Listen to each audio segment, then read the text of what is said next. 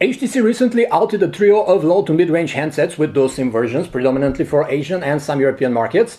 This is Daniel from Phone Arena presenting you the top member of the batch, the HTC Desire 700, which flaunts set to active SIM functionality, a large 5-inch display, as well as the boom sound stereo speakers that we recall from the HTC One and One Mini siblings.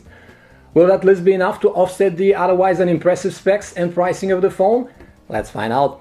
The Desire 700 is not exactly thin at 0.41 inches, 10.3 millimeters, but it flaunts a very comfortable to hold chassis with its elongated, somewhat narrow for the screen diagonal shape that is comparatively easy to operate with one hand. The glossy back cover is rather slippery though and attracts fingerprints like a magnet. The frontal stereo speakers also add quite a bit of height to the handset, so it is taller than your average 5-incher, which might become a nuisance in your pocket. The phone doesn't have a unibody construction, so you can remove the whole brushed metal looking yet plastic back cover here. Prying it off here at the bottom, and you can gain access to the 2 micro SIM card slots, the memory card one and the battery, which can be easily swapped out with a separate unit if needed. This is very atypical for HTC handsets of late and is quite a refreshing option. The build quality is overall very sturdy, leaving a good feeling in the hand, with the side buttons very easy to feel and press without looking. That goes for the illuminated capacitive keys underneath the display as well. The 5-inch screen on the Desire 700 is with the ho-hum 540 by 960 pixels QHD resolution, which brings the pixel density down to 220 ppi. It isn't the best looking in terms of detail definition on text, for example, but does the job fine. Colors are that colder than it should be, and black levels are rather grayish. Brightness and screen reflectivity are enough though for decent outdoor viewing, unless the sun is shining directly on the screen. Overall, the Desire 700 isn't equipped with the most expensive panel around, but it does the job fine if you aren't too picky. The phone sports HTC Sense 5.0 overlay on top of Android 4.1.2 Jelly Bean, while the flagships of HTC are now at Sense 5.5 and KitKat.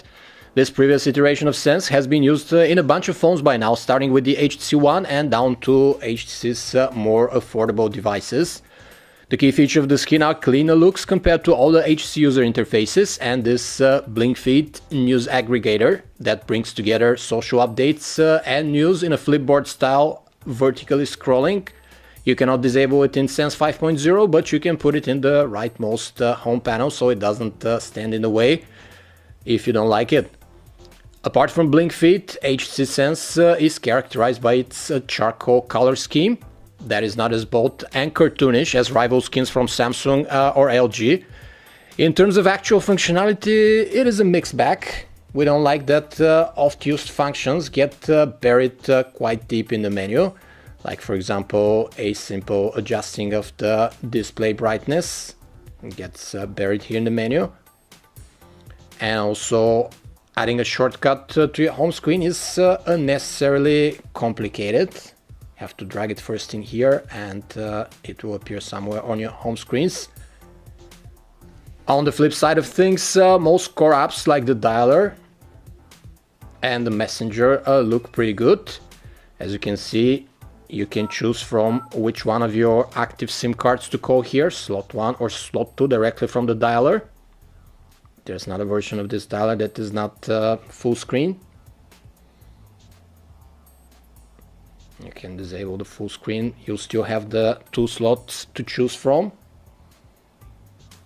And go back to the larger numbers. The keyboard is great as well. After mixed feelings initially, we found it to be nice for its large and spacious keys that provide for some awesome typing experience, especially on this 5-inch display of the HTC Desire 700. One of the big selling points of the Desire 700 is that it supports active dual SIM functionality, meaning that you can get a call on the second card while talking on the primary one, but the faster up to 21 megabits per second download can be produced on only one of the cards at a time. There's this app called Dual Network Manager, which takes care of assigning your preferred SIM slot right here.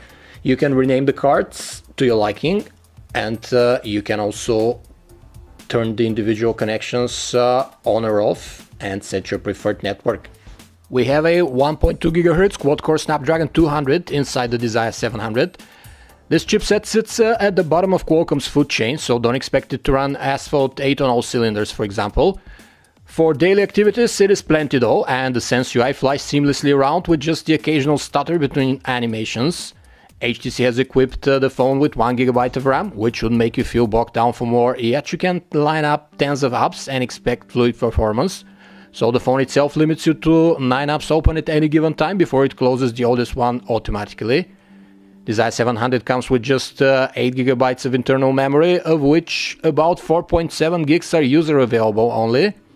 But it does have a microSD slot under the battery cover, so you can add up to 64GB more if you wish. Let's check out the quadrant results here. We got 3,469 points, nothing really impressive. We had no issues browsing on the phone. Panning, scrolling and zooming were comparatively quick and without major hiccups. HTC even offers you the option to choose whether Adobe Flash is to be turned on or off on the current page, and made it easy to access from the drop-down menu. It's right here. In addition, the phone has Wi-Fi, Bluetooth 4.0, GPS, DLNA and FM radio. And the HTC Connect app takes care of wireless media streaming from your handset to your home TV or stereo. Editing abilities are a staple for the HTC Sense Gallery.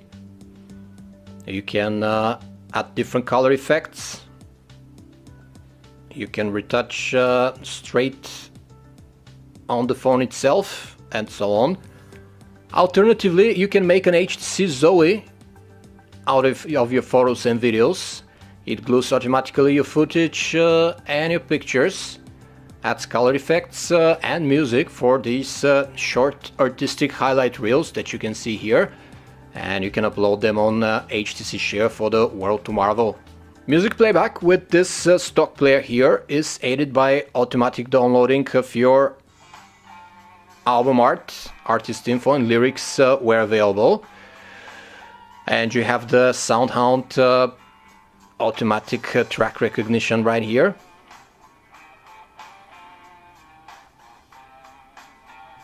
You can get info on the artist, you can buy the song or album itself, and it will automatically recognize what song you're listening to at the moment, for example.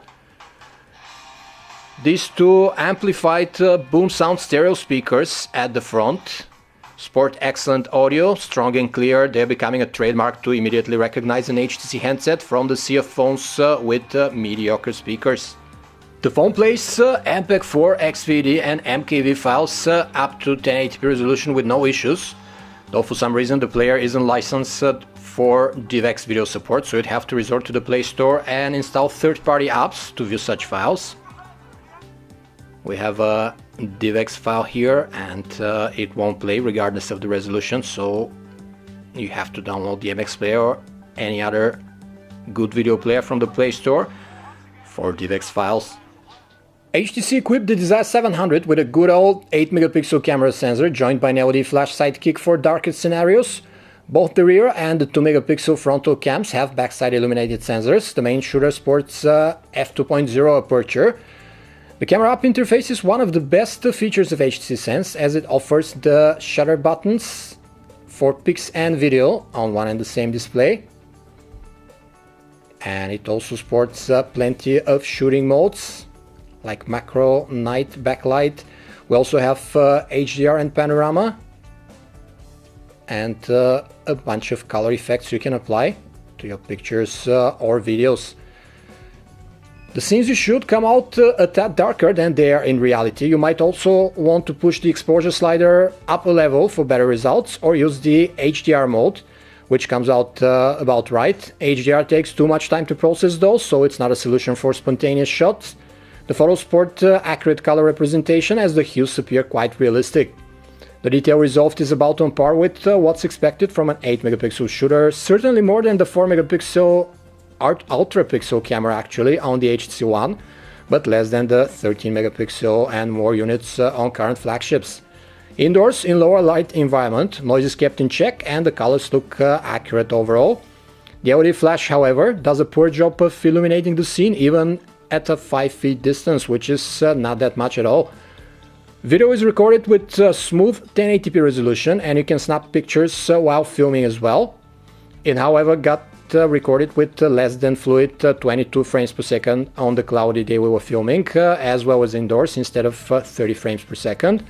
It also seems to skip frames while panning around and appears darker than in reality, so you need to nudge the exposure again for better results, just like with the stills.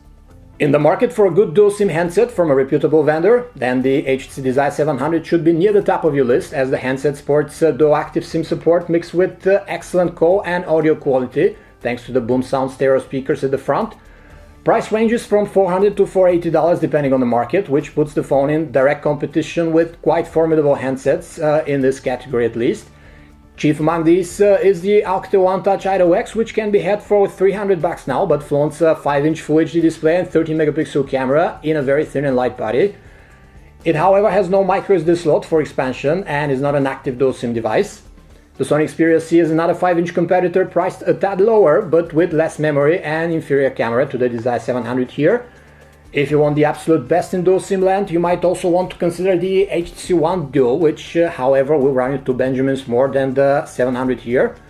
Overall, even if there are better phones with dual SIM functionality in terms of specs, the HTC Desire 700 differs where it counts. It offers expandable memory and swappable battery, has an excellent sound quality and a decent camera, which is also very fast.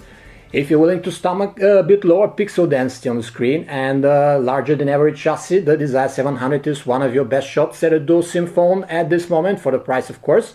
This was a video review of the HTC Desire 700 from Phone Arena. For more information about this and other handsets, you can visit us at phonearena.com. Thanks for watching.